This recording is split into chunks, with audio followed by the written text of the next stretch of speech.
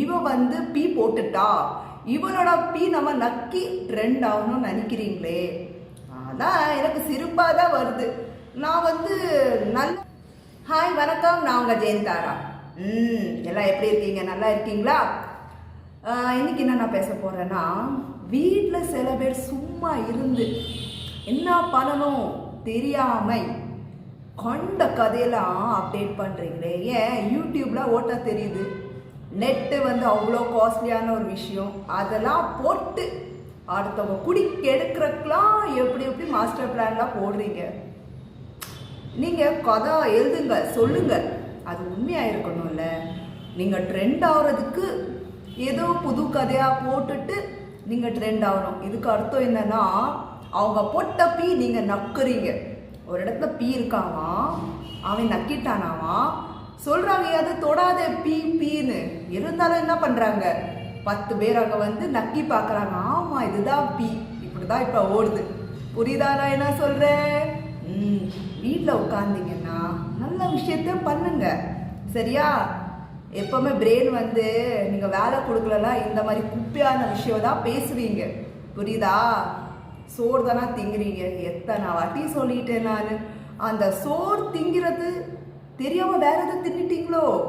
ஏன் நான் சொல்கிறேன்னா, ஒரு இடத்துல தப்பு நடந்திருக்கு, அது பற்றி தான் நீங்கள் பேசணும் தவிர புது கதையா. சரி, இவ வந்து பீ போட்டுட்டா, இவளோட பீ நம்ம நக்கி ட்ரெண்ட் ஆகணும்னு நினைக்கிறீங்களே. அதான் எனக்கு சிரிப்பாக தான் வருது. நான் வந்து நல்லவங்களை நான் ஒன்று சொல்ல, ஏன்னா அவங்க புரிஞ்சுக்கிட்டு பேசுகிறாங்க. நான் தான் சொன்னேன், ஒரு 10 பேர்லேருந்து ஒரு 2 பேர் அப்படி இருக்காங்க. என்னன்னா, பேசுங்க, ஒன்று பேசாமல் இருக்காதீங்க, பேசுங்க, ஆனால் வேலிடான விஷயம் பேசுங்க. என்னன்னா, நம்ம நாட்டில் பட்ஜெட் பற்றி ஓடி இருக்கு, அப்புறம் இது ராக்கெட் மூலமா போய் சுனிதா வந்தாங்க, அது பற்றி பேசலாம். ஒரு க்ரைம் நடந்தது தெரியுமா?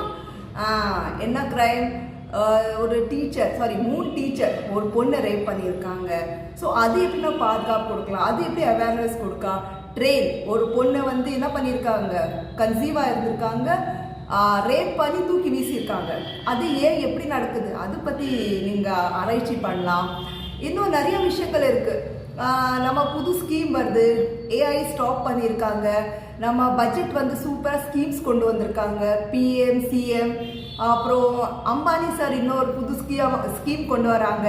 நம்ம இந்த மாதிரி நல்ல விஷயங்கள் கொண்டு வராமல் உங்களோட வியூஸ் போகணும். எப்படி நான் அடுத்தவங்க வீட்டில் குப்பை கலரி அது நக்கி பார்க்குறீங்க, அதுதான் எனக்கு வருத்தமாக இருக்குது. இப்போ வரைக்கும் வளரலையா, மெச்சூர் ஆகலையா? அப்போனா உங்கள் வீட்டில் இந்த மாதிரிலாம் பண்ணுறாங்க தான் நீங்கள் அப்படி பழகி பேசுகிறீங்களோ? நான் என்னோட போராட்டமே என்னன்னா, என் ஹஸ்பண்ட் இன்னொரு கல்யாணம் பண்ணிட்டாரு தான் போராட்டம். அப்படி பண்ணக்கூடாது, சரியா? ஏன்னா நான் இருக்கும்போது இன்னொரு கல்யாணம் பண்ண முடியாது. நான் டிவோர்ஸ் வாங்கி வேணா அவங்க பண்ணியிருக்கலாம் தான் என்னோட போராட்டம். இதில் என்னன்னா, இது நியாயத்தை பார்க்க மாட்டாங்க. ஏன்னா நான் என்னோட லைஃப்க்கு போராடுறேன், வேற யாரும் வரப்போகிறது இல்லை. அது வேற விஷயம். சொன்ன அவங்கள குறை சொல்லலை. அவங்களோட கஷ்டம், அவங்களோட வலி, அவங்களோட பசி மட்டும்தான் அவங்களுக்கு தெரியும். ஆனால் சும்மா இருக்கிறாங்க பாருங்களேன். நான் நியாயத்தை பேசுகிறேன், நான் சொல்கிறதா இது அது. இவங்கெல்லாம் குடும்பம் உருப்படவே உருப்படாது. அதே மாதிரி குங்குமம் வச்சுட்டு தாலி போட்டுலாம் சத்திய சாவித்திரம் இருக்க மாட்டாங்க. அதே மாதிரி போடாதவங்களும் இருக்க மாட்டாங்க, ஓகேங்களா?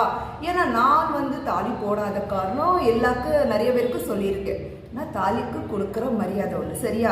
தாலி வந்து வப்பாட்டிக்காக கிடையாது, புருஷ பொண்டாட்டியோட உறவு. அது சும்மா சில பேர் போடுறாங்க, சில பேர் போடாமல் இருக்காங்க. காரணம் இல்லாமல் கலாச்சாரம் ஓடுது. என்னடா பண்ணுறீங்க? இதெல்லாம் சரிபட்டு வராதுன்னு நான் நினைக்கிறேன். யாருக்கும் சரிபட்டு வராது. நல்ல ஹஸ்பண்ட் அண்ட் ஃபேமிலி, குழந்தை, பண்பாடு, கலாச்சாரம், பயம், பக்தி இருக்கிறவங்க தான் எல்லாம் ஃபாலோ பண்ண எனக்கு தெரிஞ்ச வரைக்கும். நிறைய பேர் அப்படி இருக்காங்க. ஸோ அவங்களோட பார்த்து நீங்கள் ஃபாலோ பண்ணுங்க, சரியா? நீங்கள் படிச்சுட்டீங்க, டேலண்டாக இருக்கீங்க, கடவுள் ஆயிட்டீங்க நினைக்காதீங்க. அடுத்தவங்க குற்றம் என்ன ஆனாலும் நீங்கள் பேசலாம், செய்யலாம். ஆராய்ச்சி பண்ணலையா, தெரியலையா? அப்போ என்ன பண்ணணும், மூடிட்டு இருக்கணும், புரியுதா? நான் யாரை சொல்கிறேன்னா, இந்த வீட்டில் சும்மா உட்கார்ந்தவங்கலாம் அவங்கள சொல்கிறேன். ஏன்னா வீட்டில் சோறாக்க தெரிஞ்சால் சோறாக்குங்க, அது பற்றி யூடியூப் போடுங்க. இல்லைன்னா ஒரு வேலைக்காச்சும் போங்க.